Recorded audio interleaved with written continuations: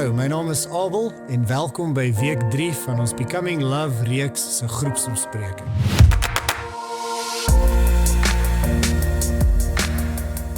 Vir hierdie bespreking wil ons graag deur die hele hoofstuk van 1 Korintiërs 13 lees. Dit is belangrik om net so 'n bietjie van die konteks of die agtergrond te verstaan. Nou, hierdie hoofstuk word gereeld gebruik by troues. Dis die love chapter, die hoofstuk wat gaan oor liefde. En dit is goed. Maar so 'n bietjie van die konteks is dat Paulus was besig om te skryf na die kerk in Korinthe en hulle was vol van die Gees, vol van die gawes van die Gees wat hulle ontvang het. Maar daar was 'n volwassenheidsprobleem gewees wat Paulus besig was om aan te spreek. Jy sien, die kwessie wat aangespreek word is dat hulle het die genade van Jesus ontvang, in terme van redding, maar hulle, en selfs op so 'n mate dat hulle die gawes van die Gees ontvang het, maar hulle het nog nie die genade van Jesus geword nie. En dis waar hierdie Becoming Love reeks gaan, is volwassenheid, is wanneer ons beweeg van nie net die genade van Jesus ontvang nie, maar wanneer ons die genade van Jesus word. We become the grace of Jesus, we become the love of God.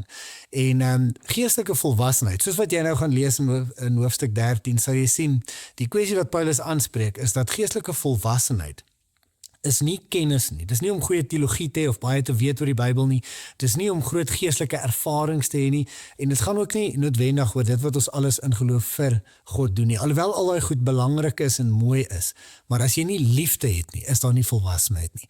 Liefde is die toets van geestelike volwassenheid. Jy sien, vir hierdie kerk was die probleem dalk, they were Christian, but not Christ-like. En dis nog steeds die uitdaging vir die kerk vandag, is dat ons soos Christus moet wees, om hom te verteenwoordig, sy karakter te verteenwoordig in ons wêreld. Ons gaan nou tyd gee vir jou om deur 1 Korintiërs 13 te lees, en nadat die fasiliteerder dan so 5 minute gegee het, waar elkeen alleen stadig deur die hoofstuk kan lees, is julle welkom om hierdie 2 vrae op die skerm te bespreek. Die eerste vraag, wat gebeur wanneer die kerk die genade van Jesus ontvang, maar nie self die genade van Jesus vir die wêreld rondom ons word nie? Die tweede vraag, watter vers of frase uit hierdie hoofstuk het vir jou uitgestaan en hoekom? Vir die tweede gedeelte van ons gesprek wil ons graag hê die bespreking moet meer prakties raak. En so ons dink aan die genade van Jesus wat ons eerstens ontvang, maar dat ons ook geroep is om die genade van Jesus te word vir die wêreld om ons. En so ons is besig om te gesels oor hoe word ons soos Christus? Hoe kry ons dit reg dat die karakter van Christus deel word van ons eie karakter? En Jesus nooi ons uit in Johannes 15 om te bly in hom, sodat hy in ons kan bly, sodat ons baie vrug kan dra. En die gesprek gaan basies oor hoe word ons meer soos hy. Nou, enige persoon word beïnvloed deur 3 areas in ons lewens. En die eerste area wat ons vorm in ons lewens is ons gedagtes. Ons word die stories wat ons glo. Het sy dit waarhede of leuns is wat jy glo van 'n klein tyd af, jy word die storie wat jy glo in jou gedagtes. Tweedens, omdat ons in 'n liggaam leef, word jy die gewoontes wat jy het of dan nou nie het nie. En iemand het een keer gesê, we form our habits, but then our habits form us. En so dit wat jy met jou liggaam doen, het 'n vormende effek in jou lewe. Derdens, is jy die produk van die verhoudings waarbinne jy staan. En so wanneer jy in Christus wil bly, wanneer jy soos Jesus wil word en sy genade wil word vir die wêreld om jou, dan plant jy hierdie 3 areas van jou lewe in die persoon en die woorde van Jesus. Heel eerstens, laat jy toe dat hy, sy waarheid van wie Christus is en sy waarheid in die woord, jou gedagtes vorm.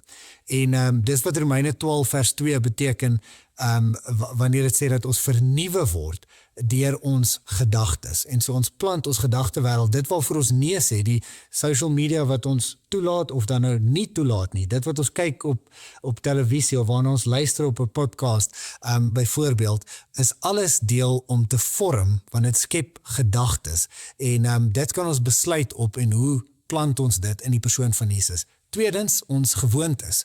En so hier is die gesprek oor geestelike gewoontes of in Engels hou ek daarvan om te sê abiding rhythms of rhythms of grace. Wat 'n ritmes kan jy in plek stel wat geestelike gewoontes is sodat jy in jou liggaam eintlik beoefen wie Jesus is en sy karakter eintlik beoefen. En so dit is ook 'n gesprek wat ons eintlik ook nou kan hê. En dan derdens is dit om jou verhoudinge te plant in die persoon van Jesus, om deel te wees van die gemeenskap van gelowiges en toe te laat dat ander mense wat ook vir Jesus volg, jou kan beïnvloed en 'n vormende effek in jou lewe kan hê. En so vir hierdie deel van die gesprek wil ek graag hê, ons moet in ons groepe net gesels oor hierdie 3 areas en jy is welkom om hierdie vraag op die skerm ook te beantwoord. As jy dink oor hierdie 3 areas, watter een van hulle sal jy graag meer wil plant in die persoon van Jesus? En dan, wat is een praktiese manier waarop jy dit kan begin? Ons wil graag ons sessie afsluit in 'n oomblik van gebed. En daar's 'n gebed wat ek graag vir ons wil lees, wat op die skerm gaan wees. En ek wil graag vra dat net al waar jy sit, of as julle almal graag wil staan, is jy welkom om saam met my hierdie gebed te lees. En dan aan die einde van die gebed, wil ek sommer net ook vra dat die fasiliteerder net so 3 minute of 3 tot 5 minute van stilte toelaat, waar ons elkeen net nog vir 'n paar oomblikke in stilte in gebed dan nou bly. Here, rig my lewe volgens u karakter. Ek wil ander behandel soos u sou, Jesus, met vriendelikheid, liefde, geduld en begrip. Laat my ander deur u oë sien, kosbaar vir hul Skepper. Help my om met aandag te luister, sag te praat en met deernis te antwoord, net soos u sou. Ek wil u verteenwoordig, Jesus.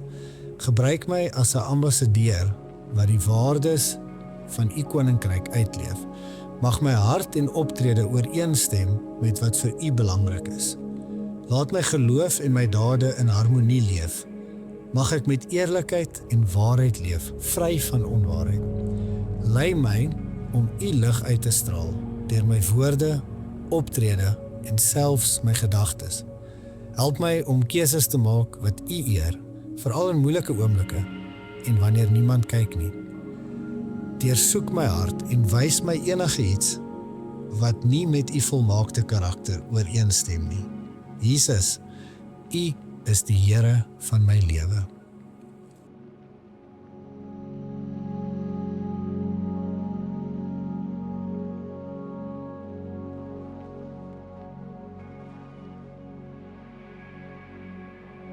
Ek hoop julle het julle tyd saam as 'n groep geniet en dan seën ek julle met hierdie woorde.